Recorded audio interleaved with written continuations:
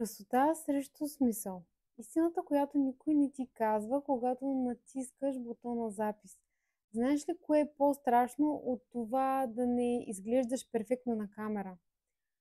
Да не кажеш нищо точно когато някой има нужда да чуе теб.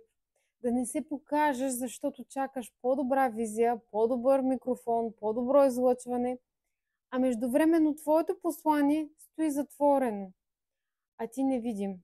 Времето, в което изглаждаш перфектния си образ, може да е същото време, в което някой друг губи посока, защото не си се осмелил да я дадеш за него. Аз съм Теодора Тодорова, дигитален ментор и бизнес консултант. Помагам на самостоятелни специалисти да изградят своята лична практика, базирана на същност, структура и посока, вместо върху перфектни шрифтове и чужди шаблони. Създадох програма, в която ще излезеш от безкрайния цикъл на съмнение и ще се позиционираш уверено и ще изградиш онлайн присъствие, което въздейства, помага и продава. Теодора, видеята ти можеха да са с по-добър звук. Осветлението не е идеално. Може би ще изглеждаш по-добре, ако стоиш на друг фон. И да, вярно е, можеше. Но всъщност всеки тръгва от някъде и подобряването е част от процеса, а то идва с опита. Това, което ти цитирах в началото, са част от нещата, които съм чувала за моите видеа.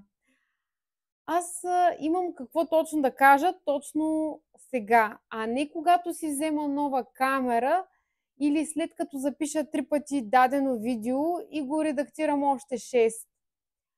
Ясно съм осъзнала, че ако чакам перфектния момент, той така и няма да дойде. Времето, в което чакаме да изглеждаме перфектно, често е времето, в което някой друг чака нас, но ние не сме там. Не защото не знаем, а защото се крием. Защо ли? Защото сме научени да се измеряваме по опаковка, да се сравняваме с онези, които имат бюджет, студио и екип. Често дори и не осъзнаваме, че зад перфектните записи, които гледаме и на които се възхищаваме, стоят цели екипи, а не просто предна камера на телефон. Защо си мислим, че ако не сме като тях, значи не сме достатъчно добри? Нека ви разкажа една история, която лично аз много харесвах като малка. В едно далечно кралство живеели две принцеси, сестри. Едната била ослепително красива, но глуповата, а другата грозна, но мъдра. Всеки ден пред двореца на красивата се събирали хора, за да я видят, да й се полюбуват, да й направят комплимент. Но бързо си тръгвали, защото след възхитителните въздишки нямало какво повече да получат. А пред портите на грозната сестра, опашка, хората чакали с часове, искали да й зададат въпрос, да чуят мъдрост, да получат посока. Красотата привлича, без съмнение, но смисъла задържа. Опаковката събирала въздишки, но съдържанието променяло съдби. И това е същността на всичко, което правим като създатели на съдържание. И особено, когато искаш да изграждаш личен бранд и да се позиционираш като професионалист със своята частна практика. Трябва да си спомняш кое наистина носи стойност. Не визията, а посланието ти. Не фонът, а фокусът. Не съвършенството, а смисъла. Не всеки има достъп до филтри, ефекти, фонова музика, инструменти, изкуствен интелект.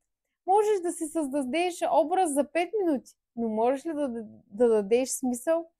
Можеш ли да вдъхновиш, да промениш нечий избор, да дадеш посока? Първи пример. Млада консултантка по хранене снима първото си видео на телефон в нейната си лична кухня, с фон от висящи тигани и шум от улицата. Съответно, звукът не е идеален, осветлението също, тя не е в студио, но излъчването й е водещо.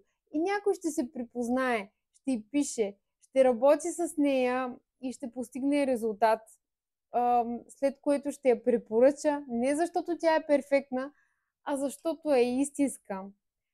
Друг пример. Учителка по английски снима кратки клипове с думи залепени на стена зад нея, без монтаж, без анимации. Конкуренцията и в YouTube има екип, дублаж, професионално осветление, но детето на един родител всяка вечер иска точно тази учителка. Не заради ефектите, а защото усеща излъчването й. Но тук идва и голямата тема, за която почти никой не говори. Колко време влагаш? Как ще получиш възвръщаемост? Разбираш ли, че в момента, в който влагаш и само влагаш, продуктът ти може да стигне такава стойност като ресурс, че да го направи непродаваем? Да, това е в сила както за видеа в платформите, така и за платени курсове, уроци на запис и въобще всякакъв тип продукти. Именно тук идва нуждата от яснота, структура и посока. Трите стълба, върху които изграждам своята премиум програма, за да не се изгубиш в съдържание, а да изградиш всичко по система. За да не правиш просто видео, а послание, за да не бъдеш просто присъствие, а авторитет. И ако решиш да продадеш труда си на ниска цена, за да влезеш на пазара, да знаеш, че рискуваш не просто да нямаш печалба, рискуваш да си реално на загуба. Всеки час, в който търсиш перфектната шрифтова комбинация, всяка минута, в която монтираш звук с надеждата да звучиш като радиоводещ, може да е времето, което си могъл да инвестираш в истинска стойност, в яснота, структура и послание. Помниш ли баснята на Зенон и учениците му? Колкото повече растат знанията ти, толкова повече започваш да виждаш. О, тук не е добре осветено. Тук фонът може да е по-чист. Тонът ми не е уверен. И списъка расте и расте, но въпросът не е колко проблема виждаш, въпросът е кое от тях можеш с най-малко усилия да отстраниш и кои можеш да оставиш, защото не пречат на посланието и на стойността, която даваш.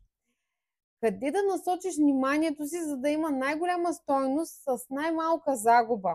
Ето още нещо. Колкото повече се фокусираш в перфектността, толкова повече можеш да изтощиш себе си. Перфекционизмът не е стандарт. Понякога просто е страх, облечен в естетика. Хората, които най-дълго отлагат да се покажат, често са тези, които имат най-много какво да дадат и да кажат, но чакат. Чакат идеалният момент, чакат да станат по-уверени, чакат да си купят правилния микрофон, подходящата камера.